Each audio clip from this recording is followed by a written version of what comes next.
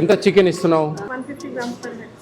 మీరు 150 grams chicken ఇస్తామంటున్నారే, 2 pieces ఇస్తున్నారు మీరు. 2 పీసెస్ 150 గ్రామ్సా? ఇక్కడ పిల్లలందరూ 2 పీసెస్ ఇస్తా ఉన్నారని చెప్పి రాస్తారు. మీరేం చెప్తే దీన్ని చోలుపుకుండా పోవడానికి కదా నేను వచ్చిందమ్మా. ఇన్కమింగ్ చైర్మన్ వచ్చినాడు పోయినాడు, మేము చెప్పింది వినిపోతాడు, చోలుపుకుంటా అనుకుంటా ఉన్నారా? మాకు తెలుసు ఎవరికాడ ఎట్లా నిజాలు రాబట్టుకోవాలా ఏందని. మరి ఇంత దారుణంగా ఇస్తే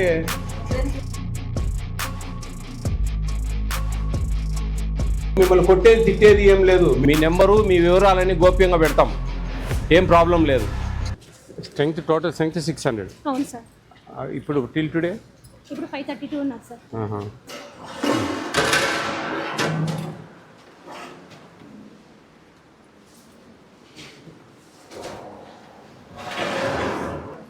గంజి ఓడుస్తున్నారా?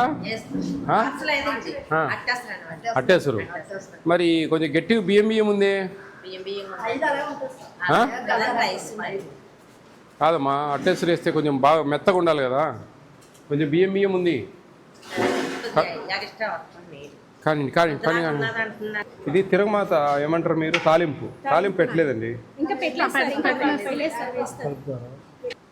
ఇంకా టమాటాలు మెదగాలి చూడండి, అన్ని గడ్డలు ఉన్నాయి. అర్థమవుతుందమ్మా?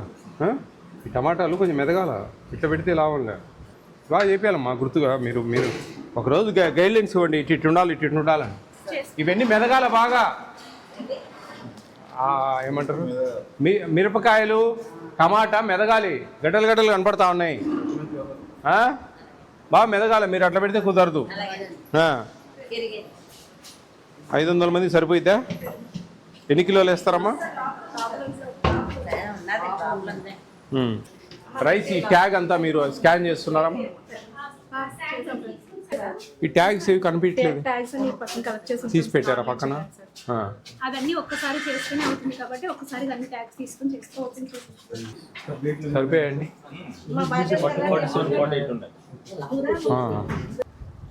ట్రే పెట్టు, టోటల్ దాంట్లో పెట్టమ్మా.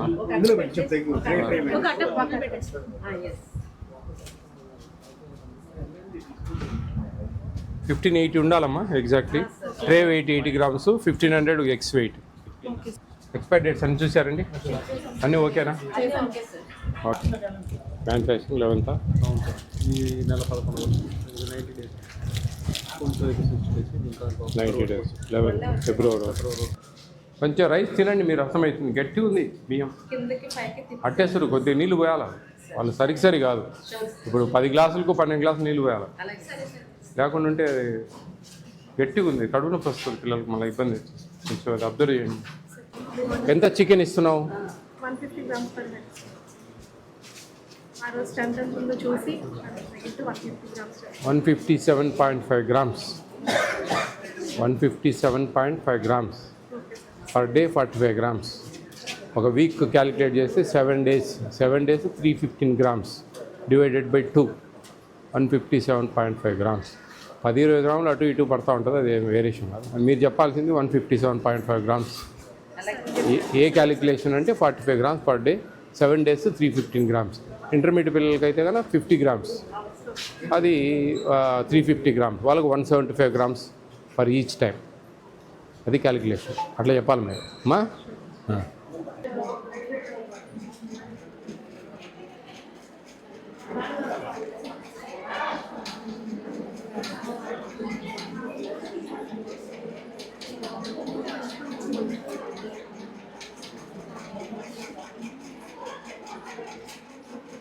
మీరు 150 grams చికెన్ ఇస్తామంటున్నారే, 2 పీసెస్ ఇస్తున్నారు మీరు. 2 pieces 150 grams ఏమ్మా ప్రిన్సిపాల్ గారు? 150 grams అంటే 6 మందికి దాదాపు 7 మందికి 1 కిలో. ఇక్కడ పిల్లలందరూ 2 pieces ఇస్తా ఉన్నారని చెప్పి రాస్తారు. మీరేం చెప్తే దీన్ని చోలుపుకుండా పోవడానికి కదా నేను వచ్చిందమ్మా. ఏమ్మా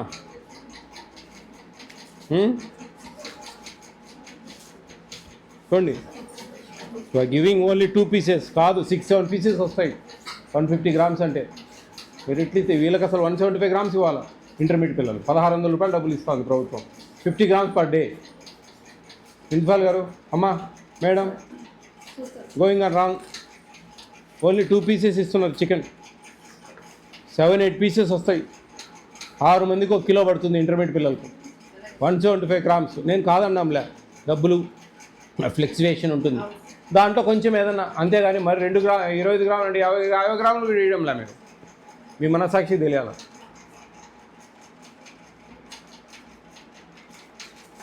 మరి దారుణం 2 పీసెస్ అంటే. చూడు అందరు 2 పీసెస్ అమ్మా, అందరు 2 పీసెసే. ఏం అడేం మీరు ఎన్ని చెప్పినా అయ్యే పని కాదు.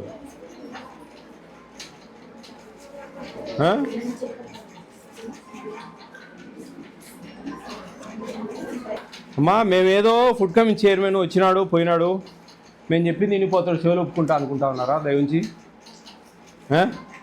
మాకు తెలుసు ఎవరికాడ ఎట్లా నిజాలు రాబట్టుకోవాలా ఏంది అనేది. 150 grams అని నువ్వు చెప్తా ఉన్నావే, ఏమన్నా న్యాయమా నీకు తల్లి? నేను పర్ క్యాపిటా అనేది మీరు జాగ్రత్తగా సైలెన్స్. పర్ క్యాపిటా అనేది జాగ్రత్తగా మీరు వర్కౌట్ చేసుకోవాలి. మీరు చికెన్ మీకు 175 grams పెట్టమని నేనేం చెప్పడంలే. మీకు డబ్బులు కొన్ని అడ్జస్ట్ కావు, ఇబ్బందులు ఉంటాయి. అట్లీస్ట్ 100 గ్రాములు పెట్టినా 4 ముక్కలు వస్తాయి తల్లి. ఎంతవరకు న్యాయము? వాళ్ళ కడుపులు కొడితే మనకేమొస్తుంది? ఇంకా మీరు ఆలోచించుకోండి. ఇంకా నేనేమి ఇదేమి దాపెట్టేది కాదు, మూసిపెట్టేది కాదు. ఇమ్మీడియట్గా మీకు నేను సస్పెన్షన్ రికమెండ్ చేయాలి, తెలుసా? చూడండి, మీరు ఆలోచించండి ఏముందా. ఇప్పుడు పిల్లలు ఉప్మా బాగాలేదన్నారు, కొంతమంది జీరా రైస్ బాగాలేదన్నారు. సరే, వాటికి ఏందనేది వెతుకుతాం. కానీ మెనూలో క్వాంటిటీ వేరియేషన్ వస్తూ ఉందంటే సో బ్యాడ్ అండి. ఆఫ్టర్నూన్ ఎవ్రీడే కర్డ్ ఇస్తున్నారా? Evening butter milk. పప్పు ఏం బాగాలేదే, బాగుంటుందా? ఏమో నాకేం నచ్చలే. టమాటాలు పచ్చిమిర్చి అట్లే కనిపిస్తున్నాయి, ఉడకలే సరిగా. Everybody right in 2 pieces. Chicken is not good, kesar is not good, food is not well. చూడండి, వాటర్ ప్రాబ్లం. ఏమమ్మా వాటర్ ప్రాబ్లం ఏంటి?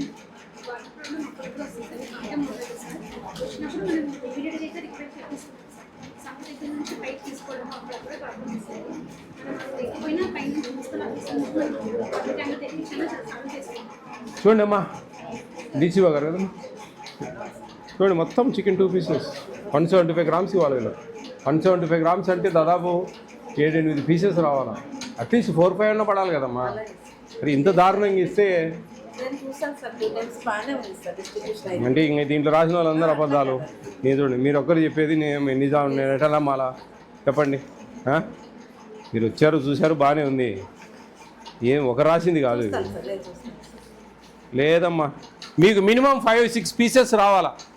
రాలేదంటే కనుక ఆ నెంబర్కు ఫోన్ చేసి మీ ఇంటికి పోయిన తర్వాత మీ నెంబరు మీ వివరాలన్నీ గోప్యంగా పెడతాం, ఏం ప్రాబ్లం లేదు.